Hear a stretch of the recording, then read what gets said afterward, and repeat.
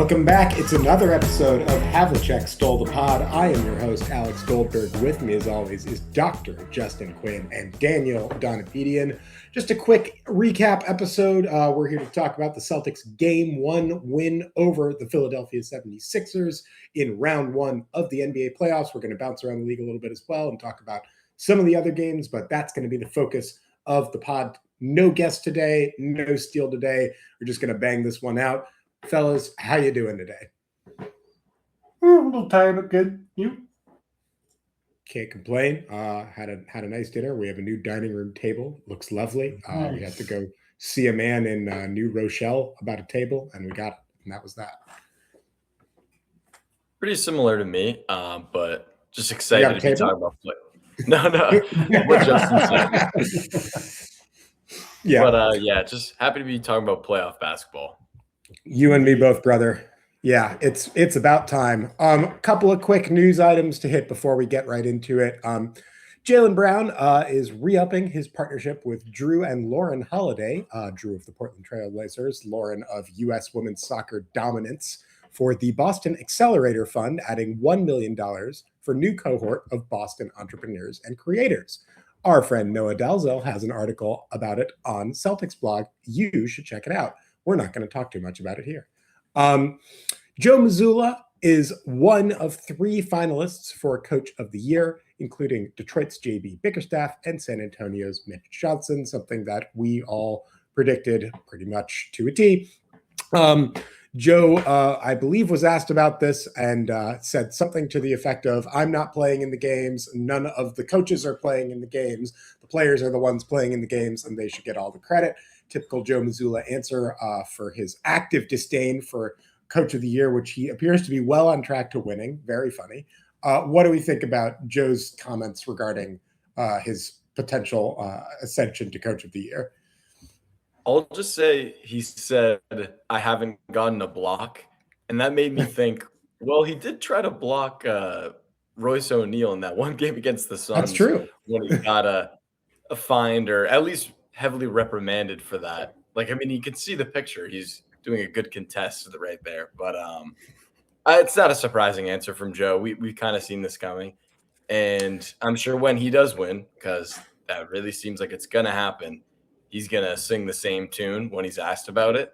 But either way, he deserves it.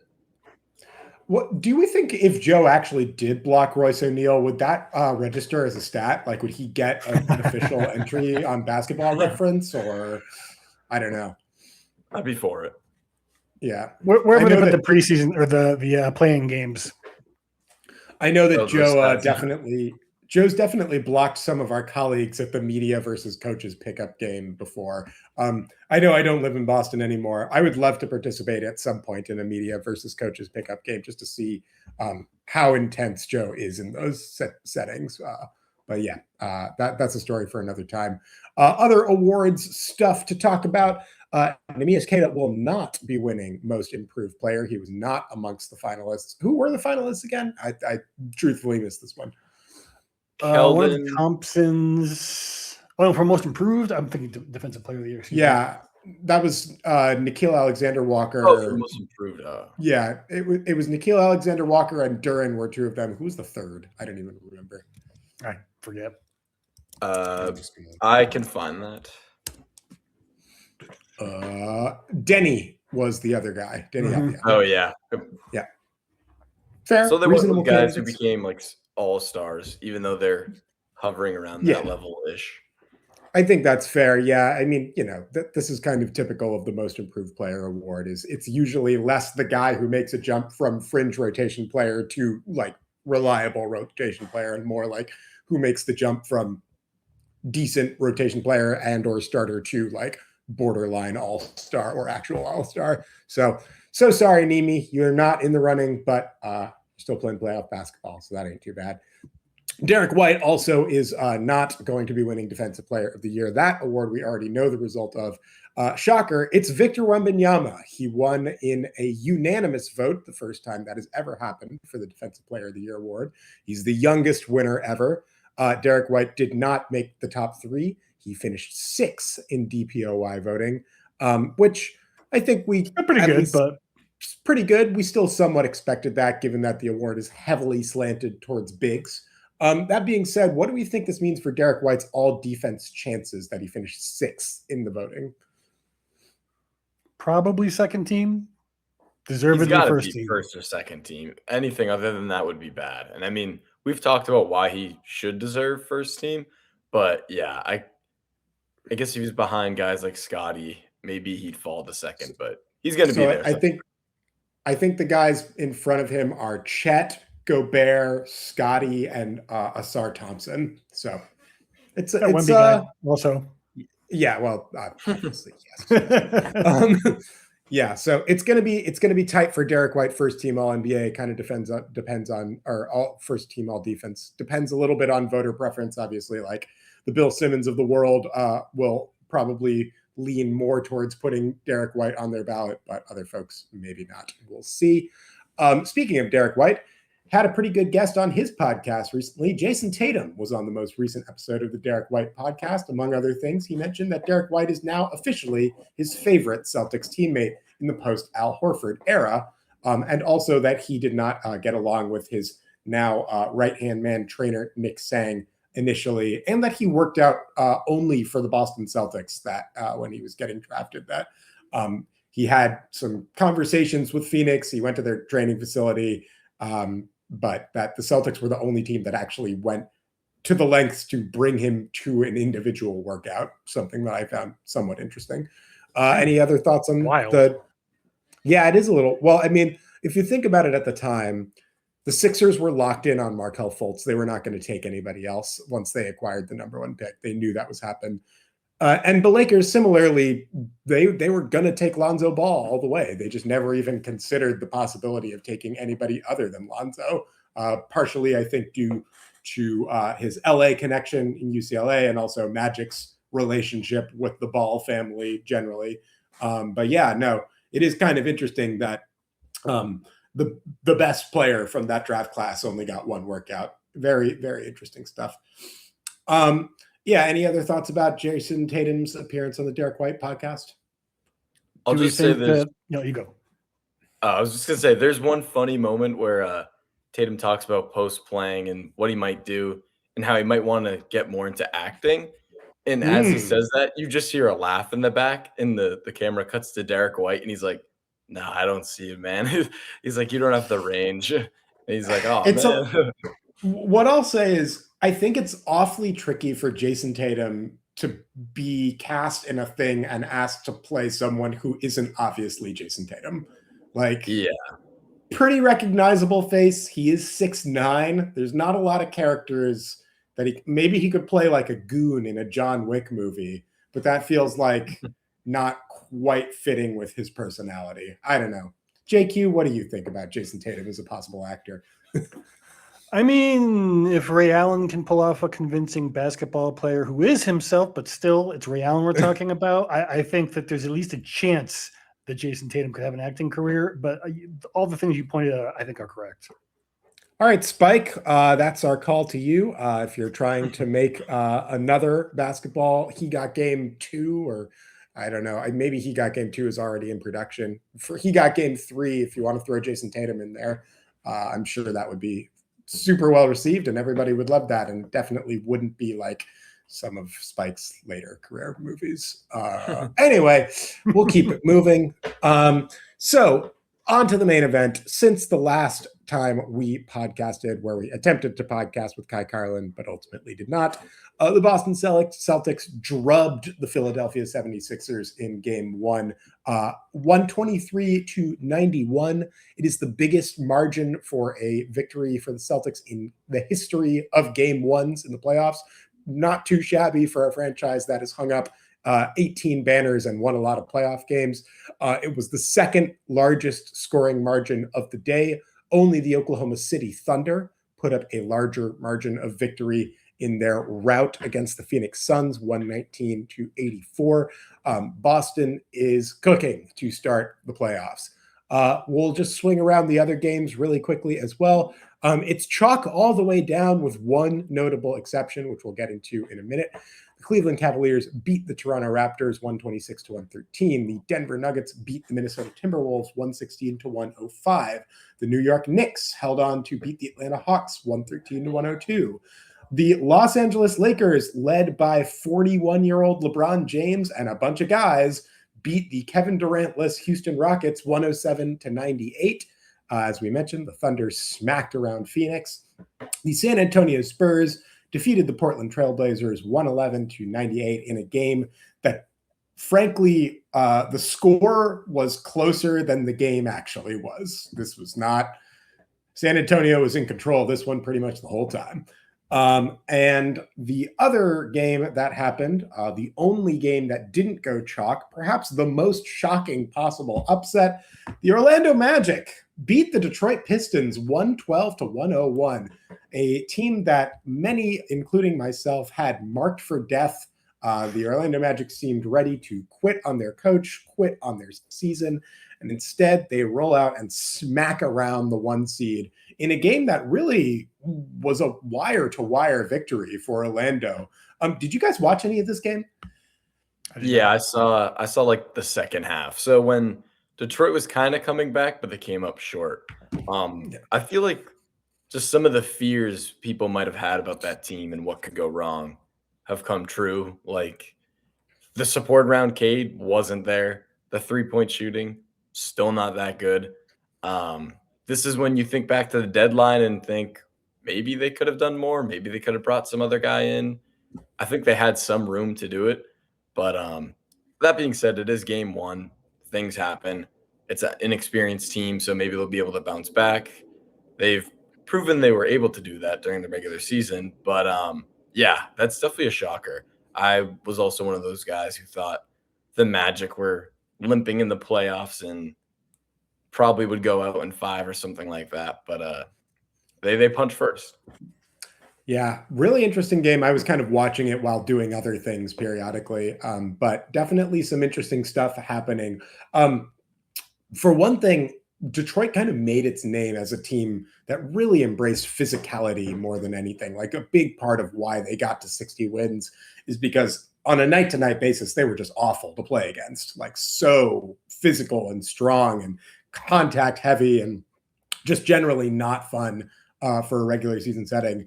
And what's interesting to me about that game is that Orlando was the more physical team of the two. Now, we know that from playoff experience that the Orlando Magic can get feisty. They are notoriously a very physical, bordering on sometimes over the line physical team. But they were not intimidated at all by Detroit, and they really kind of pushed them around a little bit. Wendell Carter Jr. had a really nice game. I continue to be a Wendell optimist. I'm just throwing that out there. That guy's good. Jalen Suggs was all over the place. He was really disruptive, getting a ton of steals, providing a lot of backcourt pressure. Looked like a healthy Jalen Suggs, which really has been infrequent this year. But the big story of this game to me is Paolo Banchero had probably one of the better games of his career, all things being equal.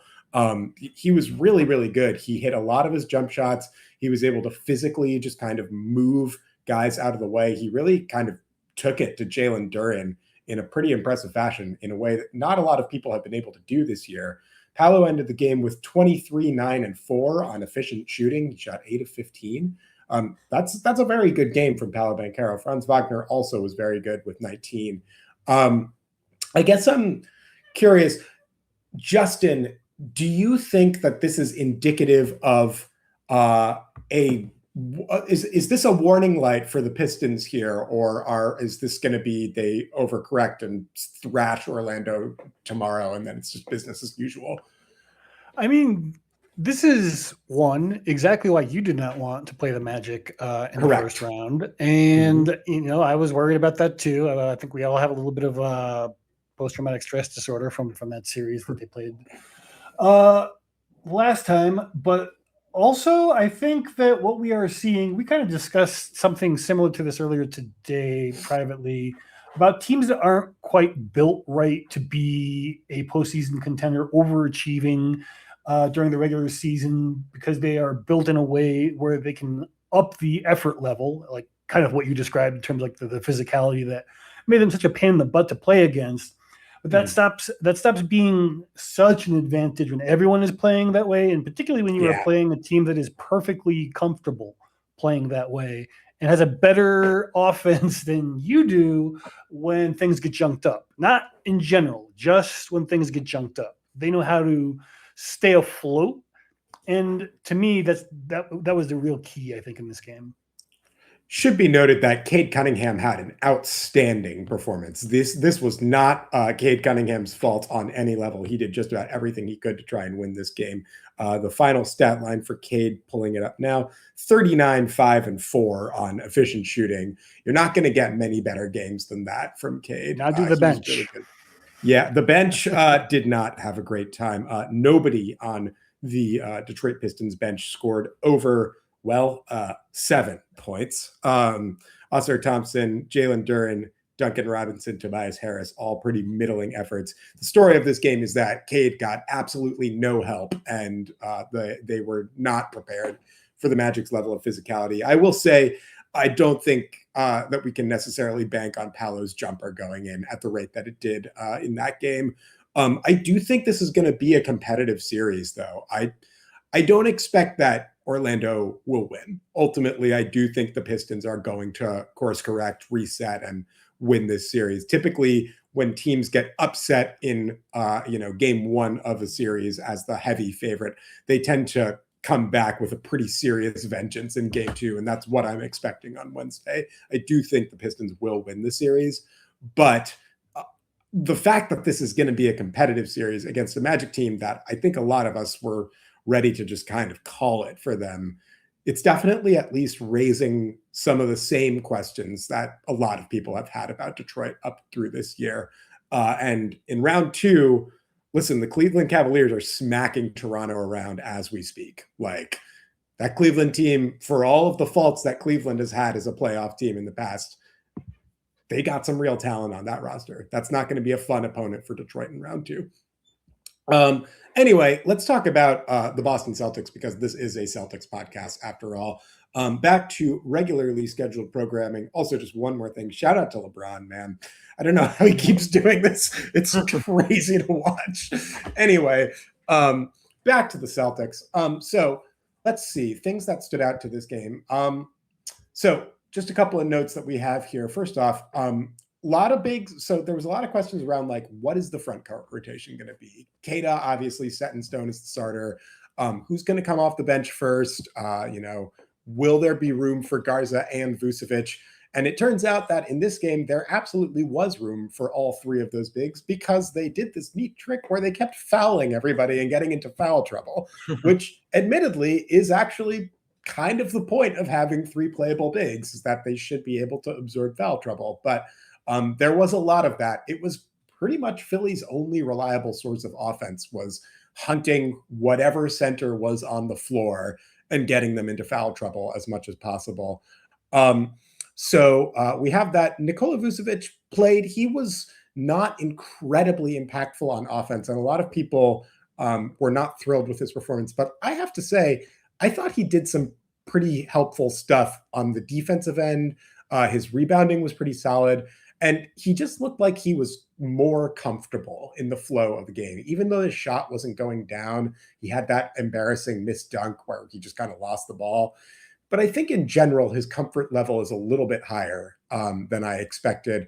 Luka Garza was very solid. Neemias Queta was also very solid in this game. Again, the foul trouble kind of made for inconsistent minutes for both of them. But overall, pretty solid from the front court. They certainly outplayed Adem Bona, Andre Drummond, and Dominic Barlow. What did you guys see from the front court? I'd start with Vucevic. You should give him some grace, because I talked to him pregame, how he's excited to be back in the playoffs after 4 years, which is kind of crazy. That's a while as a former star to not be in the playoffs at all. And then Joe had a really good quote after the game where he said, he's not here to score points. He's here to play basketball. And that's what he did. He was a pretty good connector. I think his passing and his vision is what they get out of him that Keita and Garza don't necessarily have as much. I still think it's going to take some time for him to get used to the playoff speed and also just getting used to the Celtics because that 1 month absence because of his finger still looms kind of large. But I think it was a good starting point for him. And you got Garza off the bench who came in and instantly got like an offensive rebound over 3 Yeah. guys. And Cato is still perfect for the field despite the fouling. And honestly, the fouling was really the only drawback I would say for the Celtics in the entire game, like front court and everybody else. Like everything else was really complete and nearly perfect, honestly, for them.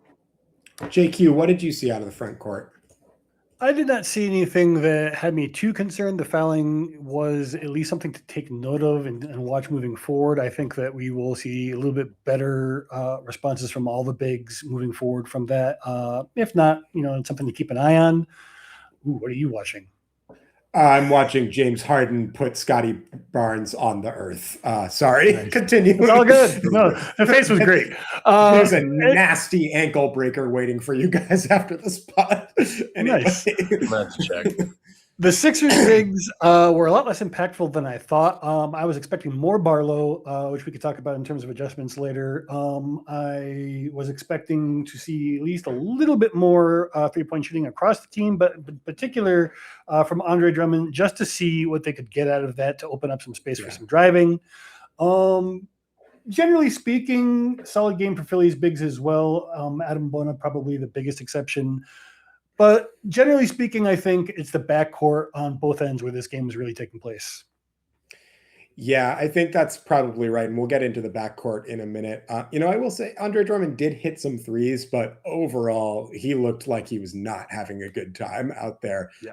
I thought, the game was pretty much over at midway through the third, but I noticed that Philly's interior defense just completely fell apart by the second half of this game. Like they weren't even getting near guys going to the rim. It felt like, which is interesting because, Bona and Drummond really made their name as shot blockers in this league. That's kind of like what Drummond, obviously more so a rebounder, but both those guys were meant to be, rim protectors at their core. And they really struggled in that respect.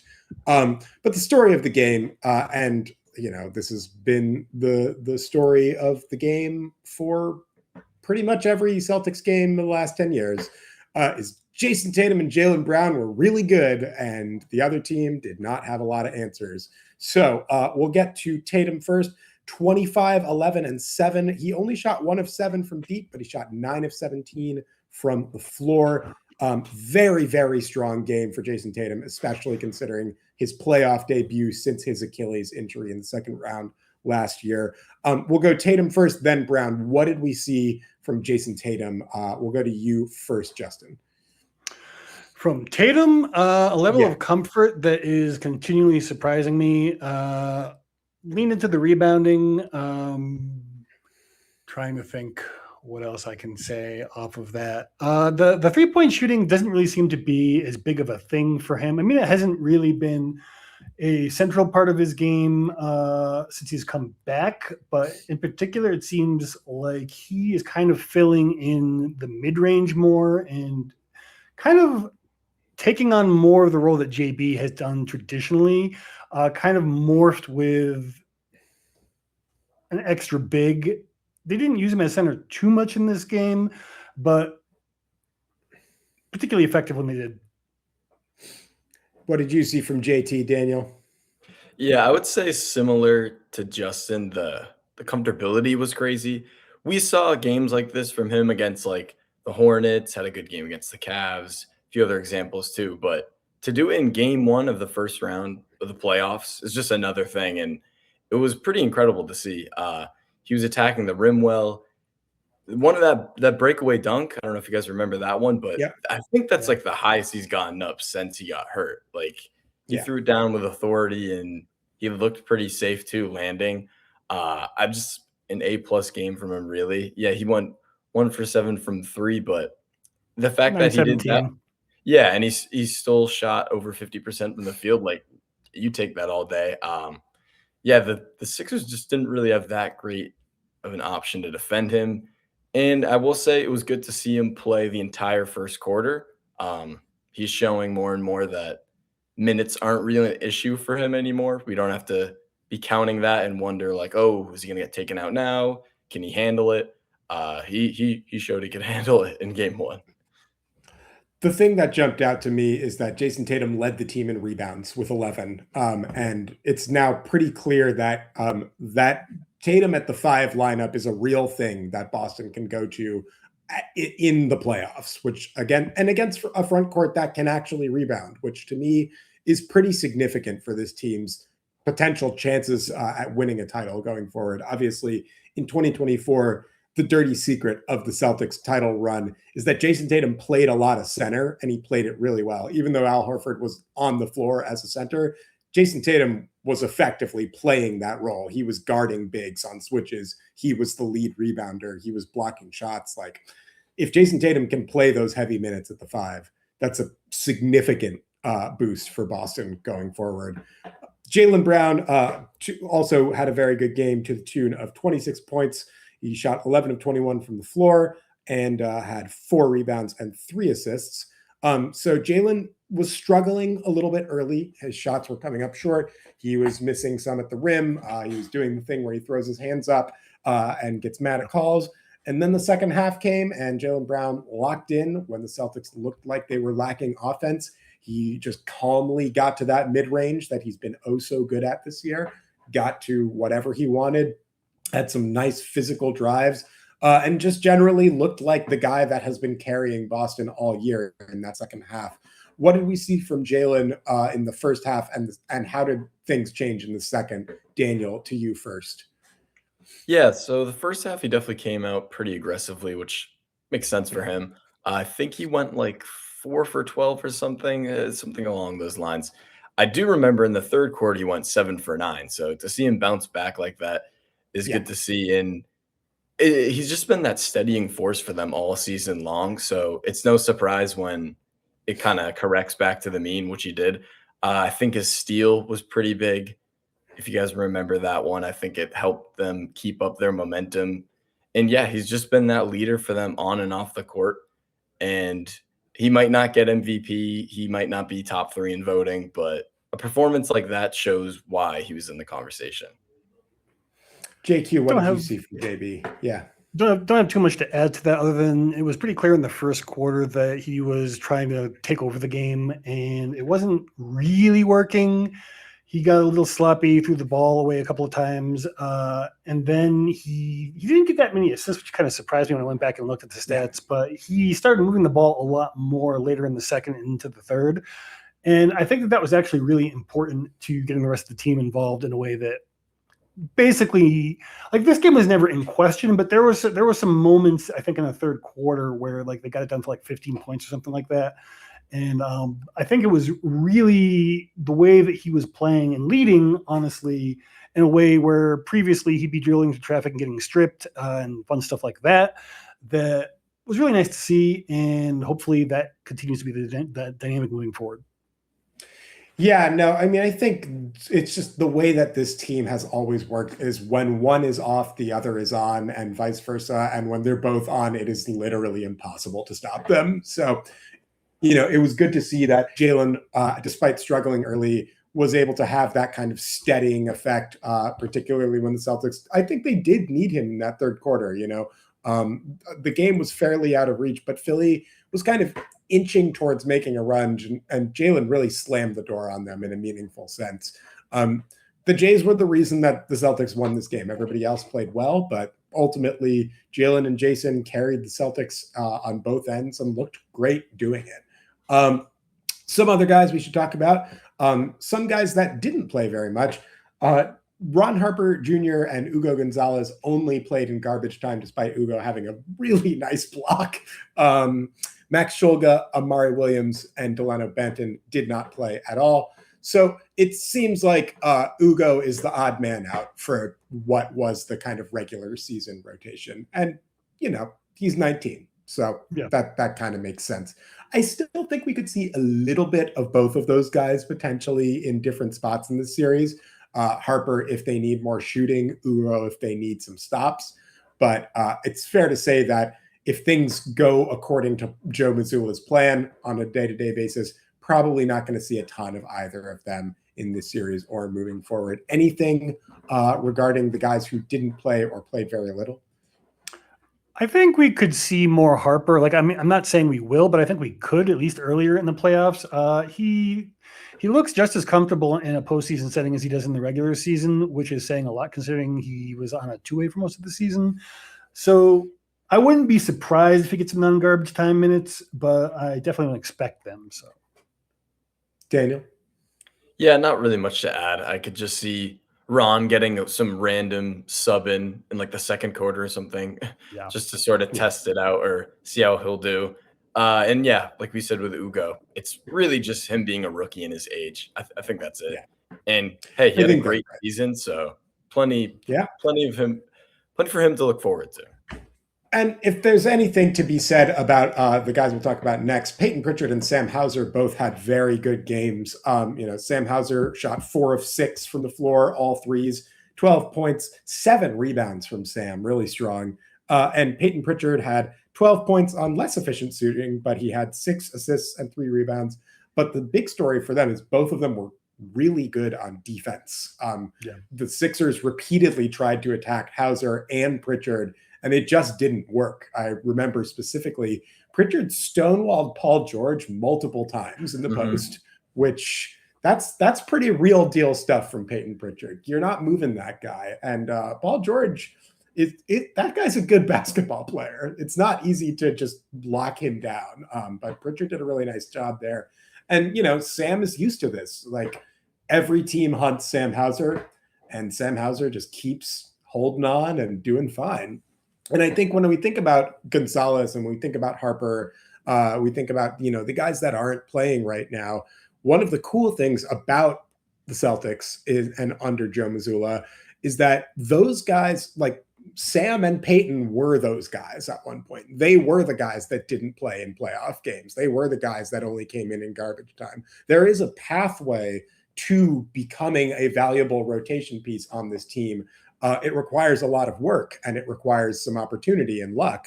But for Gonzalez and for, Shulga and for Harper and all of these guys who are, just kind of going to be at the end of the bench in these playoff games, the idea that like this is like somehow, a denigration on their effort so far is really not the case. It's just there's a lot of good players on this team. And if they want to jump them in the rotation, they're going to have to work their butts off to get there, which is a healthy culture for this team. Speaking of guys who used to come off the bench and have had bigger roles, Baylor Shireman and Jordan Walsh also played in this game. They played the exact same amount of minutes and they had nearly identical stat lines. I was a little intrigued by the fact that Baylor has carved out a pretty nice role for himself in the regular season. And it seems like he did not get as much run in this game. What do we think about Baylor's reduction in minutes, Daniel? I think, like we were saying with Sam Hauser, like he just had such a great game, drew that charge on Bona, his defense is shooting. I think that's pretty much why Baylor didn't get as much run. I'm sure they'll need him at some point and sub him in. As for Jordan Walsh, I think his offensive game is still what cuts down his minutes a bit. Like he missed 2 free throws. He missed an open 3. It's just if you pass it out to Baylor and he's open, you pass it out to Jordan Walsh, Baylor's going to hit it more. I think it's pretty much that simple. But they're going to need Jordan, especially for Maxey's speed, and they could use him on Paul George too. But yeah, I would definitely expect more Baylor. Jordan Walsh will be using spots too, but maybe not as much as Baylor. What did you think, JQ? It's interesting because I felt like there was more Jordan and less Baylor than was usually the case in the regular season. What explains that? There was, and it's really, I think Daniel alluded to it in terms that Baylor is a good defender, which is great considering that was his rap as being a bad defender coming to the Celtics. And he's become a very competent, dare I say, good defender, but he doesn't have the length that, for all the reasons that Daniel cited, to actually provide functional stops when he gets switched on to a bigger player. So I think that we will still see plenty for the reasons, one on offense, one on defense, But it really depends on the flow of the game, the rotation, where you are in the rotation, what else is going on. I think that will also have a pretty significant effect on who ends up actually seeing the floor. Yeah, no, it is interesting. I mean, I think Joe definitely wanted to see how Jordan would hold up against Tyrese Maxey and against, Philly's kind of fleet of perimeter guys. It is going to be interesting to see because it feels like there's room for both of them, but not like in a heavy minutes role. And it will be interesting to see as the playoffs go on and rotations probably will start to get a little bit more matchup specific, which one of those two guys is going to be seeing more on the floor than the other. Again, very matchup specific, but yeah, it'll be interesting to watch. So let's talk a little bit about Philly before we get out of here. So for the 76ers, the story was Tyrese Maxey and not a whole lot else. Maxey didn't even have really that great a game. He had 21 points, 8 of 20 shooting, 1 rebound, 8 assists. He was definitely the engine for Philly's offense. The problem is that the car was breaking down throughout the game. There really was not much to speak of for Philly's offense. Paul George had 17 points on 4 of 8 shooting, 4 rebounds, 1 assist. And then outside of that, nobody cracked more than 15 points. VJ Edgecombe had a pretty tough rookie debut, 13 points, 6 of 16 shooting, 0 of 5 from deep for VJ, 3 rebounds, 3 assists. And yeah, everybody else scored 10 points or less. Kelly Oubre, 10 points. Adem Bona, 3 points in his first playoff start. As we mentioned before, the bench really, really struggled. What can Nick Nurse do to get his squad more ready for game 2? I would say they got to have a little less isolation ball. I mean, definitely in the first half, Maxey and Paul George were just kind of going in their isolated sets and attacking. It just wasn't working. I think they will knock down more shots. Like, they're not a horrific 3-point shooting team, and they were terrible in game 1. So I would kind of expect Water to find its level with that at least. Like VJ Edgecombe, I don't think he's going to go 0 for 5 again. So maybe that's just like a natural adjustment that might happen for them. But yeah, they got to be definitely more careful moving the ball. They were pretty careless at times. They had a lot of turnovers. And yeah, they were just kind of leaving Maxey and Paul George stranded, and that's a lot for them to carry, especially Paul George. 8 to 14 turnover margin in favor of Boston. Not going to win a lot of games if you turn the ball over 14 times and then shoot 17% from deep as a team, which is what Philly did. And 23, I think it was, attempts. That's just like, if you are the less talented team, particularly in today's NBA, the Boston Celtics have taught the league nothing if not shoot more threes and hope that the variance favors you that night. I think that's a really potentially big thing that they can do. I also think that they can change their defense up a lot. It was really static. It didn't really give them other looks. And once you figure out something and you don't really offer any other kind of resistance, what do you expect to happen? Part of this, too, is a personnel problem. The elephant in the room, of course, is that Philadelphia's best player of the past 10 years or so, Joel Embiid, has not suited up. While Kai Carlin did mention that he's starting to get into strength and conditioning is a ways away from playing basketball at a playoff level. So Embiid not suiting up is a real problem for this team, at least as far as the postseason is concerned. I think in terms of what Philly can do, to your point about defense, Justin, it was static. It was a little stagnant. It wasn't moving fast enough. I also don't know that there's a whole lot that they can actually do to change their defense at this point. Zone does not work against Boston, particularly with Tatum healthy. That's just true, but at least try a couple of possessions to do something different. Yeah, I mean, they did try a little bit of zone, but Jayson Tatum fought too many wars against Miami for zone to be a thing that can actually work against this team anymore. Personnel-wise, maybe they can change some cross matches, but the reality is if Tyrese Maxey has to be on the floor, and he does for your offense, Joe Mazzulla, to his credit, really was relentless in putting him in action over and over and over again. There's only so much that Maxey can do at his size. VJ Edgecombe as well. It was really interesting to me that it seemed like they were actually targeting VJ in the post a lot. I remember a few situations where Tatum and Brown both got VJ Edgecombe kind of posted up in that like mid-post wing area, and really just kind of physically overwhelmed him. VJ Edgecombe is a very good player, but it's hard for him to hang with Boston's forwards in the post. So defensively, I'm not sure there's a whole lot they can do other than have Joel Embiid healthy. Maybe they could try, playing higher up on the point of attack or trying to, disrupt Derek White a little more, things like that. But I'm not sure there's a whole lot else that they can do. There is, honestly, but try versus not try. Yeah. The big thing for me, I think, is that Philly needs to get its offense right if they want to have any chance in this series. They cannot be in a situation where they score 91 points and shoot that poorly from three again. And the way to do that is tricky. You need George, Edgecombe, and Maxey to all be hitting their shots, probably Grimes as well, frankly. How you do that? I mean, you could get Maxey working off ball a little more. You could give the ball to Paul George as the kind of primary ball handler and basically have him play that Jayson Tatum role of being like a big four that can handle the ball and initiate offense. I think there's something to that, just in that he's probably the most experienced playoff ball handler out there. VJ, I'm not sure VJ's ready to meet the moment as like a primary option on this team. One thing they could try doing is going incredibly small and going Maxey, Grimes, VJ, George, center. Just get as much shooting out there as possible. We could see a little bit of that as the series progresses. But to me, I think a lot comes down to, one, they need to have Joel Embiid back on the floor, and two, if they want to have any chance in this series, Paul George has to get going. Like, they just have to give him the ball early and often. And he has to be, scoring efficiently, providing another threat, because if it's just Maxey, that's not going to work. That's not going to be feasible against Boston. They could also cut down their rotation a little bit.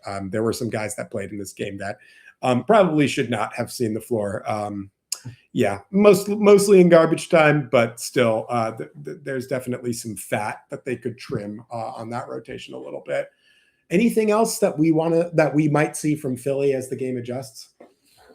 I'll just point out that a big part of their offense is transition and transition scoring. They had that in the regular season, but it's kind of a frequent talking point that in the playoffs, you don't get as much of an opportunity for that, especially when you're playing a team like the Celtics that doesn't really turn over the ball that much. So I think that's also just a tough thing for them to adjust to, because you kind of have to create that yourself. It's hard to scheme for that. The Tatum defensive rebounding has also been really key in stopping that as well too. So I don't expect that to change very much. Yeah, so that's a tough thing for Philly. Yeah, it's going to be interesting. I mean, it does have to be said that Boston played very well, and there's definitely a world in which Boston has a regression game in this series. We've seen that this team can sometimes have really bad shooting nights. They can turn the ball over. They can be sloppy. So the series is definitely not over, and we don't want to say that it is.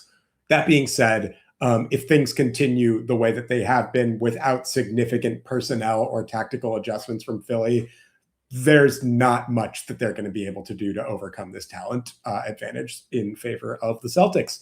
Anything that we missed about this game or other games, fellas?